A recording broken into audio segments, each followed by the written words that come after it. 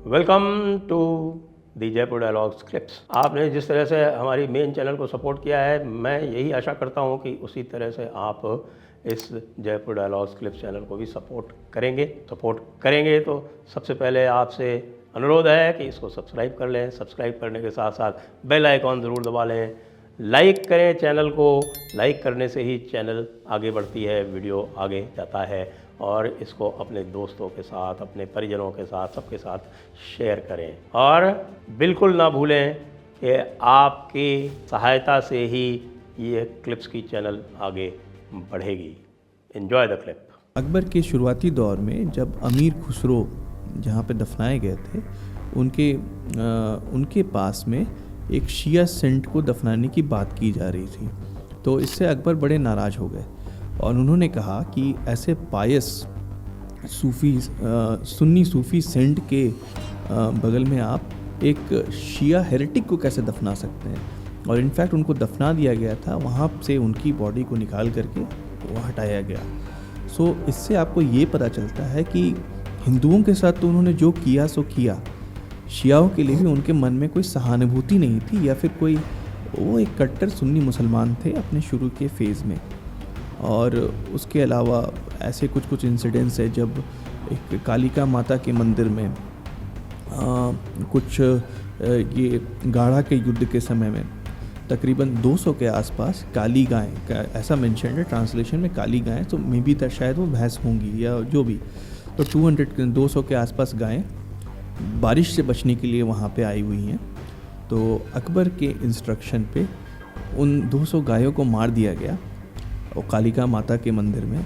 और उनकी जो रीगल रॉयल आर्मी है, उन्होंने अपने बूट में उस खून को डाल करके पूरे मंदिर में स्प्रेड कर दिया।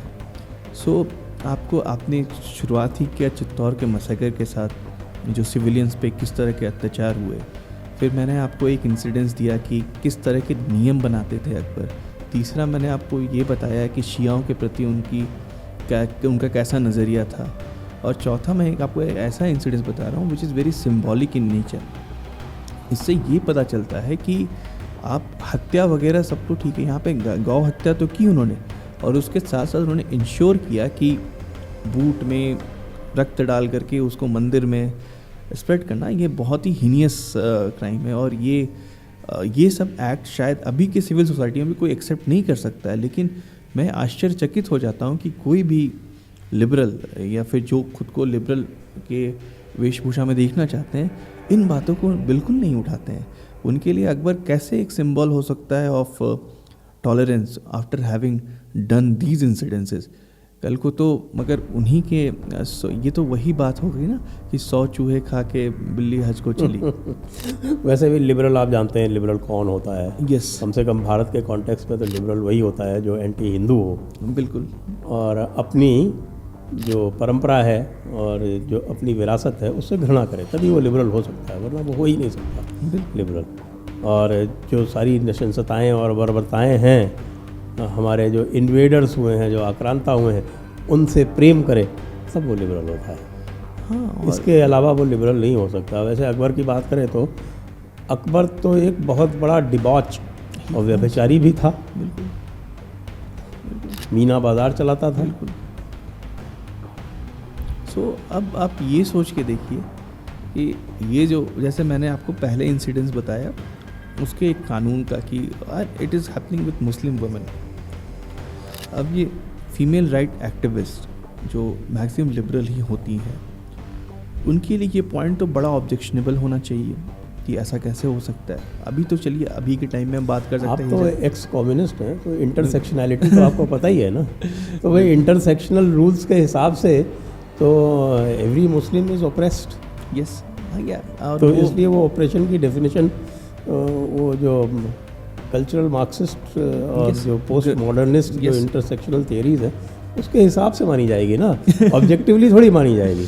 yes, आप कहें कि नहीं देखिए ये जो है इसको गाली दे रहा है, तो वही मैंने एक बार कहा था कि साहब की एक महिला एक ऑटो वाले से लड़ गई और वो ऑटो वाले की पिटाई कर दी। तो पहले तो बड़ा उसका क्रिटिसिज्म हुआ, जैसे ही पता चला ऑटो वाला मुस्लिम है, म्यूट। क्योंकि फिर वो इंटरसेक्शनल जो रूल्स हैं उसमें कन्फ्यूजन पैदा हो गया बिल्कुल। कि भाई ये इंटरसेक्शनल हायरार्की में ऑप्रेस्ड कौन है, यस महिला ऑप्रेस्ड है या मुस्लिम ऑप्रेस्ड है। यस, क्योंकि ये कुछ लोगों को जो पता नहीं होगा, ये ग्रामशी का तो बहुत ही क्लियर थियरी था, पोस्ट मॉडर्निस्ट आइडिया, दैट ये स्ट्रक्चरल सिस्टम पर चलता है और जो इतिहास है या फिर जो आपको नैरेटिव बताई जाती है वो जो पावरफुल लोग हैं वो बताते हैं। तो इसीलिए इस नैरेटिव को तोड़ने के लिए जो नीचे वाले हैं, जो सेट है, मतलब इट्स डिफाइंड, ये लोग ही सेट ऑप्रेस्ड हैं और उनको जो ऑप्रेसर हैं उनको दबाना ही पड़ेगा। और थीसिस, एंटीथीसिस और रिवोल्यूशन का जो प्रोसेस है वो होना ही है। तो बिल्कुल शायद वो इसी थियरी से मुसलमान को कभी भी नॉन ऑप्रेस्ड नहीं मान सकते हैं, चाहे वो कहीं पे भी हो रहा हो। एंड बट आयरनी ये है, ऑप्रेस्ड नहीं मान सकते, नॉन ऑप्रेस्ड नहीं मान सकते। यस, और आयरनी ये है कि जो सबसे पहले वेल बर्निंग का, वेल को जलाने का इंसिडेंस भी शुरू हुआ था, वो भी लिबरल नहीं शुरू किया था, जो यूएसएसआर में हुआ था 1925 वगैरह का इंसिडेंस है ये, उसके आसपास। और सबसे पहले वेल को जलाया गया अंदीजान में, जहाँ जो बाबर का घर है वहाँ पे ही ये घटनाक्रम हुआ था। लेकिन आज शायद उस रीज़न के जो यूएसएसआर को, जो स्टालिन को भगवान की तरह मानते हैं, वो शायद इस एक्ट को आज के क्राइमफुल एक्ट की तरह देखेंगे, क्योंकि अभी के प्रोटेक्स्ट में वो सेट हो गया है कि जो मुसलमान है वो हमेशा ऑप्रेस्ड ही रहेगा। सो जी, और coming back to the Akbar के इंसिडेंसेस ऐसे भी हैं कि एक कर्नल टोड ने रिकॉर्ड किया था। अभी मैंने उसको प्राइमरी सोर्स से वेट नहीं किया है, तो मैं उस पर उतना वाउच नहीं कर सकता हूँ। Colonel Tod was given to lot of exaggeration. Yes, जैसे उसका एक घटना है जहाँ पे उन्होंने ये बताया है कि जनेऊ तौले गए थे और 200 केजी के आसपास जनेऊ थे, ऐसा उनका कैलकुलेशन है। लेकिन इसका मुझे अभी तक कुछ प्राइमरी सोर्स नहीं मिला है। लेकिन वो बोलते हैं ना कि कर्नल टोड ने कितना भी एग्जैगरेट किया होगा, अगर धुआं निकल रहा है तो कहीं तो कुछ चिंगारी या आग तो होगी ही, कुछ ना कुछ तो हुआ ही होगा।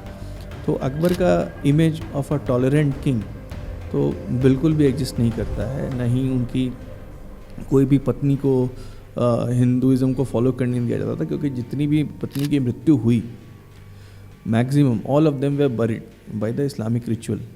किसी को भी हिंदू क्रेमेशन नहीं दिया गया, क्योंकि जब आपकी मृत्यु होती है, अगर आप उसके फेथ से पक्के हैं, तो कोई ऑल ऑफ अ सडनली कोई इस्लामिक रूल नहीं फॉलो करेगा। आइडियली उनको उनका क्रेमेशन होना चाहिए था, उनका दाह संस्कार होना चाहिए था, बट किसी भी पत्नी का वैसा दाह संस्कार नहीं हुआ था। ये तो हम जानते ही हैं कि बिल्कुल एक मुसलमान जो है गैर मुसलमान से शादी नहीं बिल्कुल कर ही नहीं सकता सकता शरीयत के मुताबिक। बिल्कुल।